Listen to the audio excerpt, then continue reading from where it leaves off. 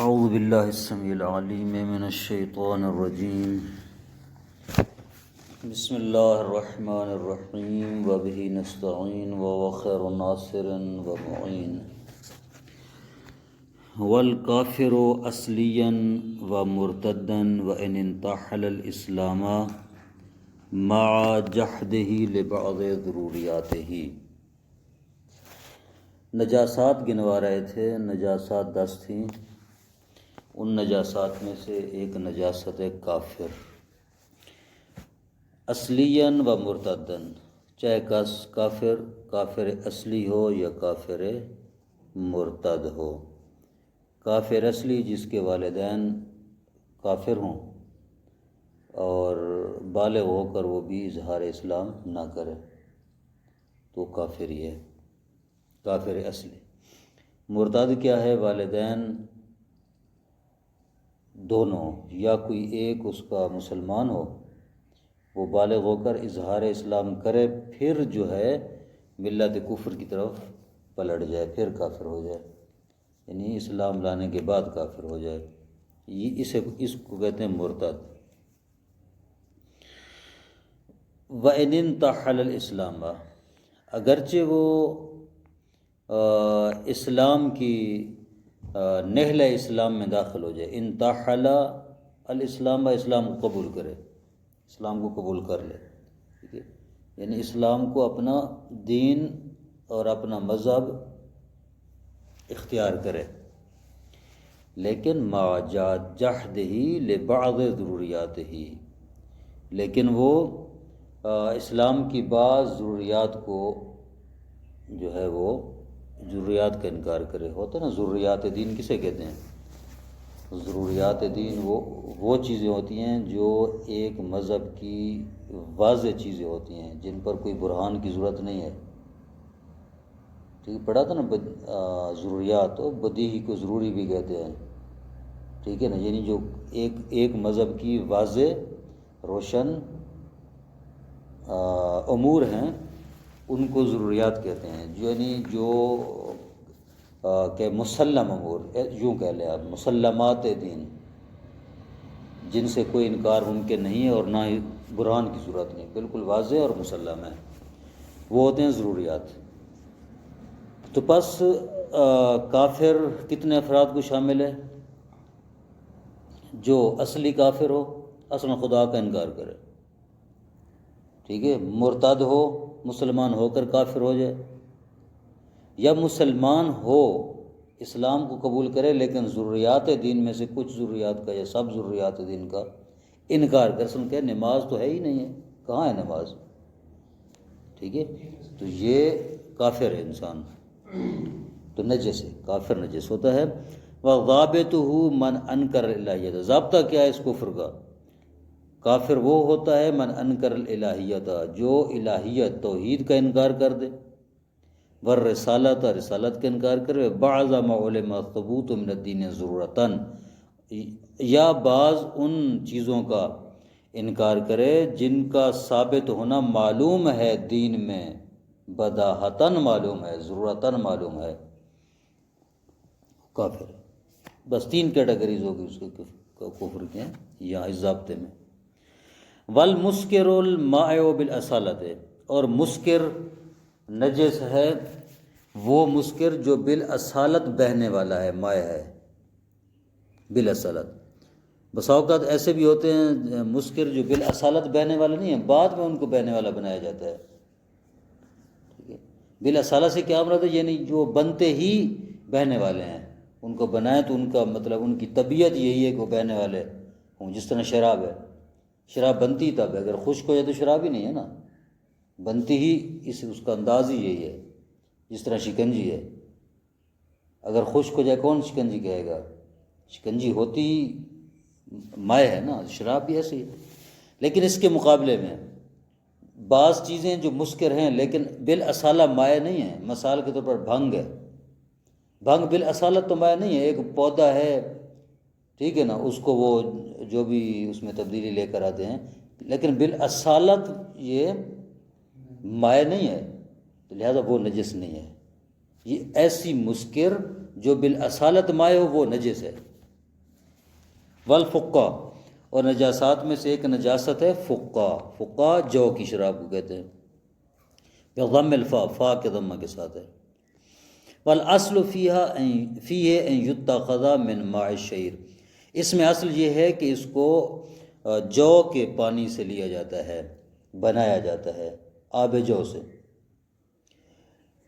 لیکن لما ورد الحکم فی معلق التسمیت ثبت لما اطلق علیہ اسمہ مع حصول خاصیتہ، ہاں لیکن جب حکم وارد ہوا ہے نام کے اوپر، حکم کس کے اوپر ہے؟ نام، نام سے مراد یعنی اسم فقہ، روایات کے اندر فقہ کے نجس کے ہونے کا حکم آیا ہے، بس حکم نجاست فقہ کے نام پر آیا ہے، یعنی ہر وہ چیز جس کو بھی فقہ کہیں گے وہ نجس ہے۔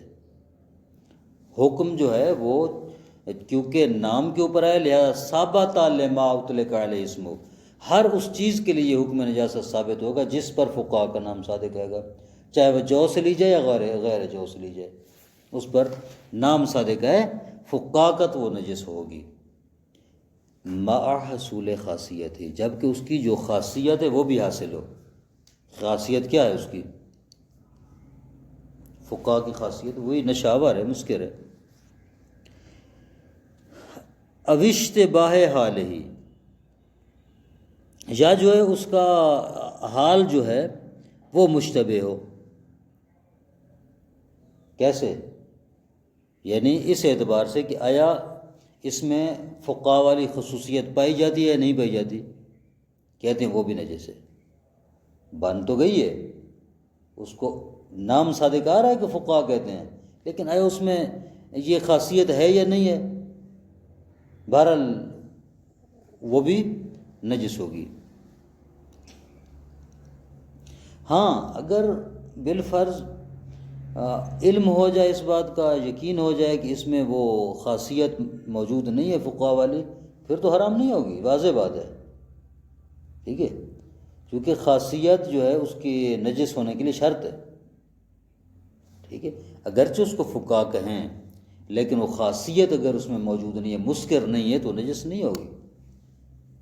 بات یہ ہے کہ اس پر نام صادق ہے اور اس میں وہ خاصیت اسکار بھی موجود ہو، یا علماً خاصیت اسکار تو موجود نہیں ہے، شک ہے کہ آیا اس میں خاصیت اسکار موجود ہے یا نہیں ہے، تو اس کو بھی اسی نجس فقہ کی کیٹیگری میں شمار کیا جائے گا، یعنی وہ بھی نجس ہے۔ لیکن اس کے برعکس اگرچہ اس پر فقہ کا نام صادق ہے لیکن خاصیت موجود نہ ہو تو نجس نہیں ہے۔ وَلَمْ يَذْكُرِ الْمُصَنِّفُ هُنَا مِنَ النَّجَاسَاتِ الْعَصِيرَ الْعِنَبِ اِذَا غَلَا وَاشْتَدَّ وَلَمْ يَذْهَبْ ثُلُثَهُ، جناب مصنف علیہ الرحمہ نے یہاں پر کتاب لمع میں عصیر عنبی کو نجاسات میں سے شمار نہیں کیا۔ عصیر عنبی سے مراد کیا ہے؟ عصیر عنبی سے مراد انگور کا رس، مصنف نے یہاں پر کتاب لمع میں انگور کے رس کو جو ہے نجاسات میں سے شمار نہیں کیا۔ کب؟ اذا غلا واشتد ولم یذهب ثلثہ، جب عصیر عنبی جوش کھائے، غلا یغلو کہتے ہیں جوش کھانا، ابلنا، جب ابلنے لگے، واشتد اور وہ گاڑھا ہو جائے، ولم یذهب ثلثہ اور اس کا دو تہائی حصہ جو ہے وہ زائل نہ ہو، تو اس وقت جو ہے یہ نجس ہوتا ہے۔ لیکن اس بات کو جناب مصنف نے لمع میں جو ہے وہ ذکر نہیں کیا۔ کیوں ذکر نہیں کیا؟ لعدم وقوعہ علی دلیل، چونکہ مصنف جو ہے اس پر کسی دلیل سے واقف نہیں تھے، یعنی مصنف کے پاس کوئی دلیل نہیں تھی کہ یقتضی نجاست ہو، جو اس کے نجاست کا تقاضا کرتی، کما اعترف بہ فی ذکر والبیان، جیسا کہ مصنف نے خود اپنی کتابوں ذکر اور بیان میں اس چیز کا اعتراف بھی کیا ہے کہ میرے پاس کوئی دلیل موجود نہیں ہے عصیر عنبی کی نجاست کے اوپر۔ لیکن سیاتی انا ذہاب ثلثہ مطہر، لیکن عنقریب یہ بات آ جائے گی کہ 2/3 کا خشک ہو جانا یہ مطہر ہوتا ہے، یعنی جب فقاہ یا وہ کیا کہتے ہیں خمر جوش کھانے کی وجہ سے اس کا 2/3 خشک ہو جائے تو وہ پاک ہو جاتا ہے، خود یہ خشک ہونا مطہر ہے۔ وَهُوَ يَدُلُّ عَلَى حُکْمِهِ بِتَنَجُّسِهِ فَلَا عُذْرَ فِي تَرْكِهِ، اور یہ بات دلالت کرتی اس بات پر کہ انہوں نے اس کے نجس ہونے کا حکم لگایا ہے، ٹھیک ہے نا، خود یہ بات تقاضا کرتی ہے، چونکہ یہاں پر انہوں نے ذکر نہیں کیا فقہاء کی نجاست کا، لیکن عن قریب ذکر کریں گے مطہرات میں۔ دیکھیں بات واضح ہو رہی ہے نا، کیا کہنا چاہ رہے ہیں؟ کہنا یہ چاہ رہے ہیں جناب شارح کہ اس مقام پر جناب مصنف نے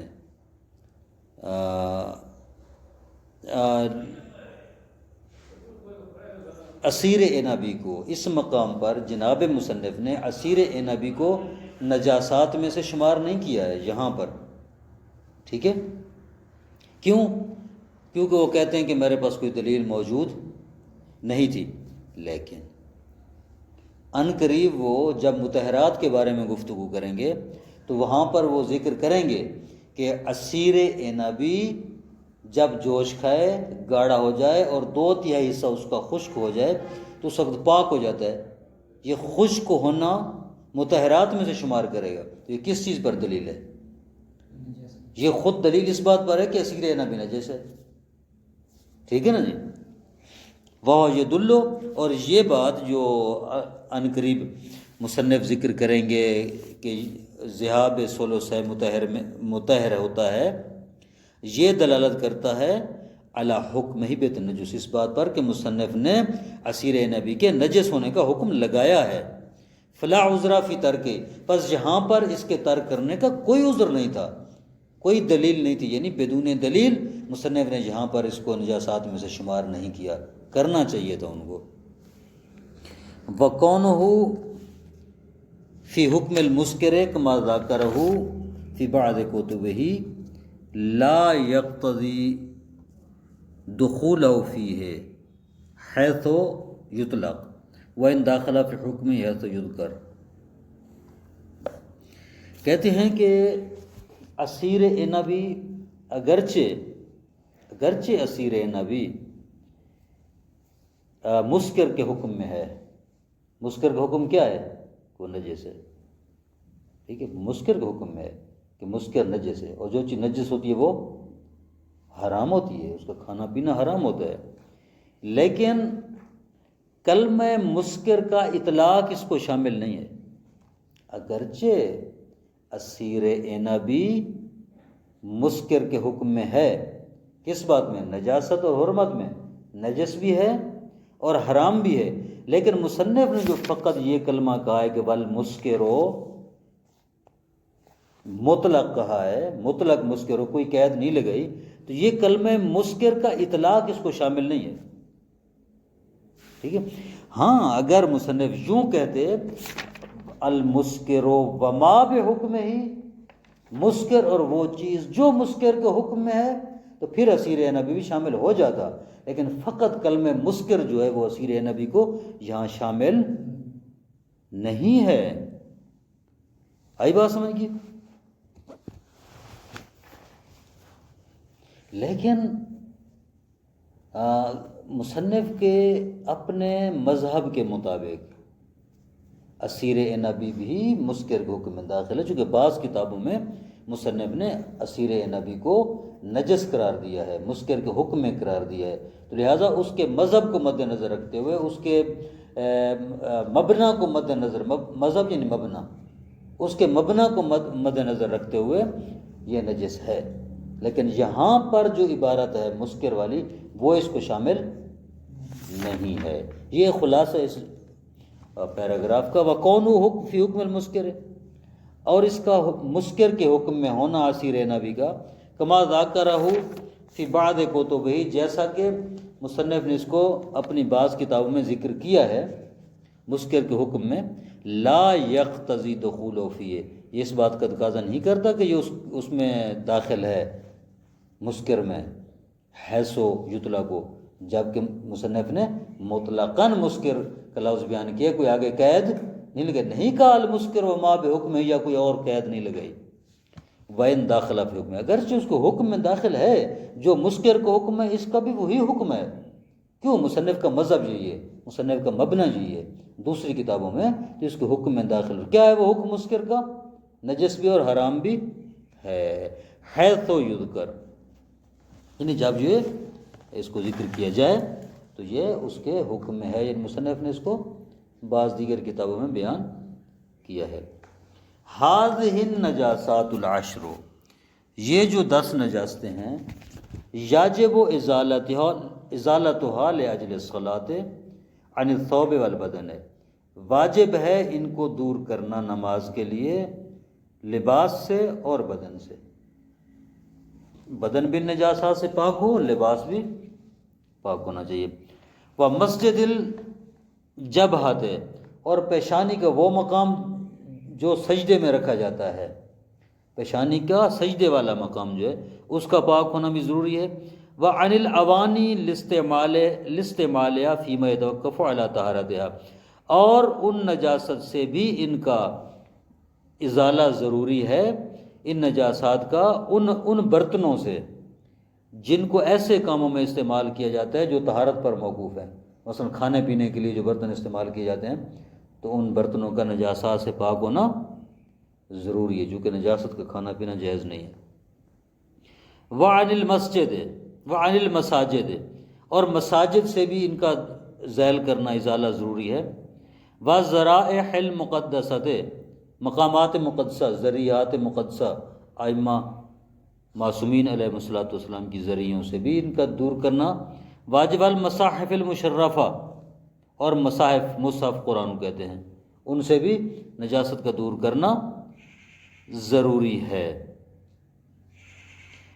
وعفی فی الثوب والبدن، کافی ہے۔ صلی اللہ علی محمد وآلہ